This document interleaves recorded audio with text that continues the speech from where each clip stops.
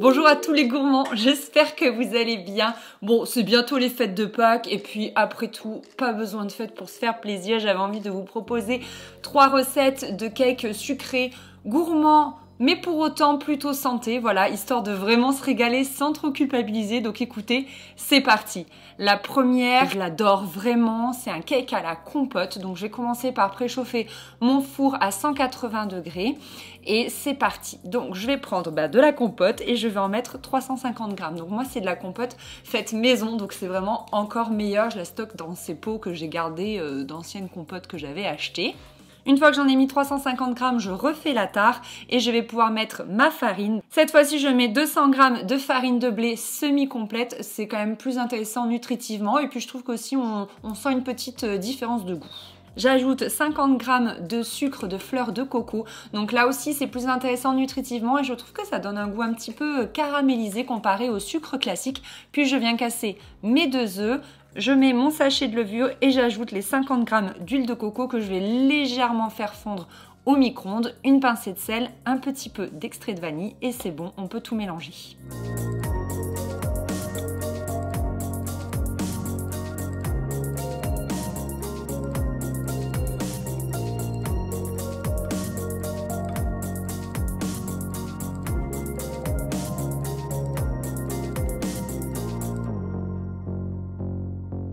C'est vraiment le gâteau le plus simple de ces 3 recettes que je vous propose aujourd'hui parce que c'est déjà prêt, il n'y a plus qu'à verser dans le moule et enfourner pour environ entre 30 et 40 minutes, mais je vous conseille vraiment de surveiller et de temps en temps de planter un couteau dedans.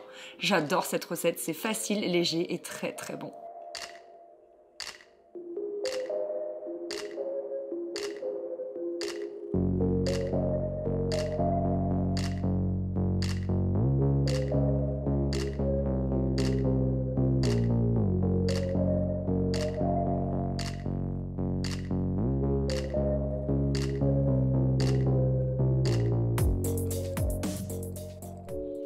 La deuxième recette que je vous propose, c'est le fameux banana bread. Donc, autant vous dire que cette fois-ci, je me suis genre surpassée. Il était absolument excellent.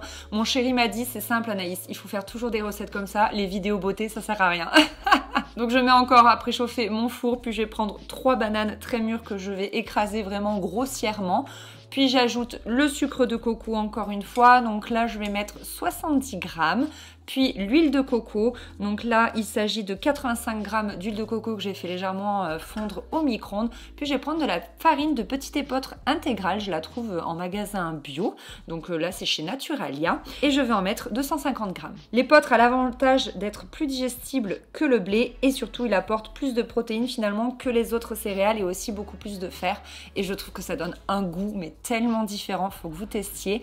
Puis je casse mes 2 œufs et je vais mettre 2 cuillères à soupe très généreuses de lait. Donc moi je mets du lait végétal, mais vous mettez vraiment le lait que vous souhaitez.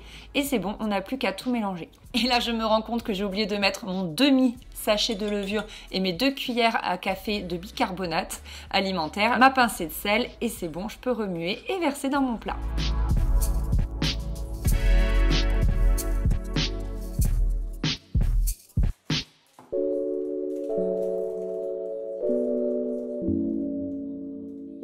J'ai gardé le papier sulfurisé du précédent gâteau, donc si vous pouvez le faire, c'est toujours plutôt pas mal, ça fait un petit déchet en moins, disons. Et là, c'est là qu'arrive le petit moment assez sympa pour la déco. Prenez une 4e banane, vous la coupez en 2 et vous la placez ainsi. Et c'est vrai que ça rajoute une petite touche gourmande au gâteau et une texture différente en fait.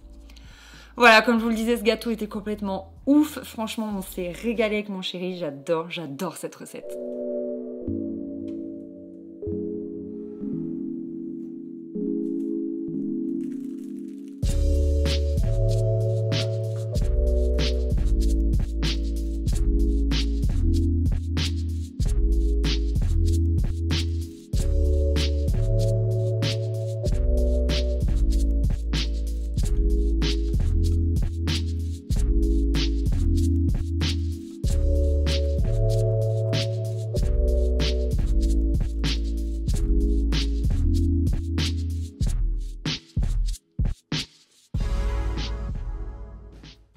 Et enfin la dernière que je vous propose, elle est vegan et donc sans lactose, c'est le cake tout chocolat. Vous allez voir, il est complètement fou. Il nous faut de l'eau de coco et du lait de coco. Donc pour chaque, je vais mettre 20 centilitres que je vais mettre ensuite dans une casserole. Il faudra le porter à ébullition. Donc je vous conseille de faire ça au dernier moment, de les porter à ébullition au dernier moment.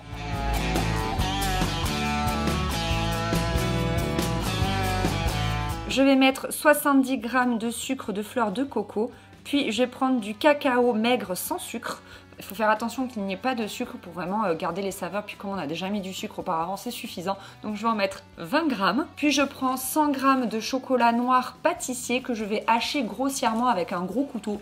Attention, suivant votre âge, peut-être faites-vous aider par vos parents. En tout cas, faites attention à vos doigts parce que moi, même si j'ai l'âge de faire cette recette, j'ai fait attention à mes doigts.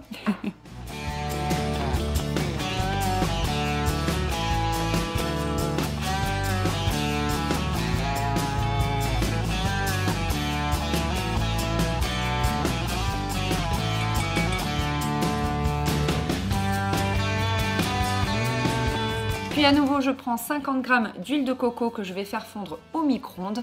Et là, ma caméra n'a pas filmé, mais en tout cas, j'ai mis l'huile dans le lait bouillant que j'ai ensuite versé dans ma préparation. Et en fait, ça a fait fondre tout le chocolat et ça a donné une préparation assez liquide et homogène. Puis je n'ai plus qu'à ajouter mes 300 g de farine et à mélanger tout ça.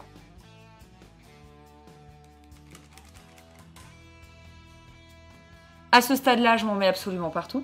J'en ai fait tomber. Et surtout, mais ça a une odeur, ça a un parfum. C'est vraiment divin. Ça sent tellement bon. Si ça pouvait passer à travers votre écran, vous verriez à quel point c'était fou. Et là, petit moment indécent, je rajoute des pépites de chocolat noir par-dessus mon cake. Oui, oui, oui.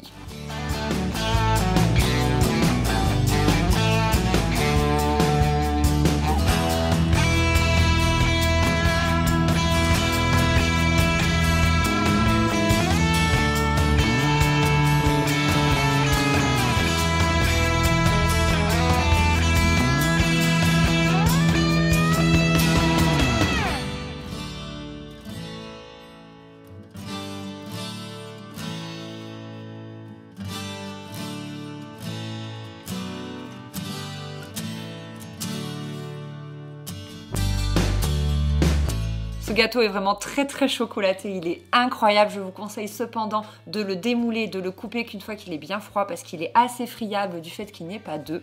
Mais en tout cas voilà, j'espère que cette vidéo vous a plu. Je vous souhaite vraiment de vous régaler et je vous fais des gros bisous et on se retrouve très vite pour une prochaine vidéo. Bye bye!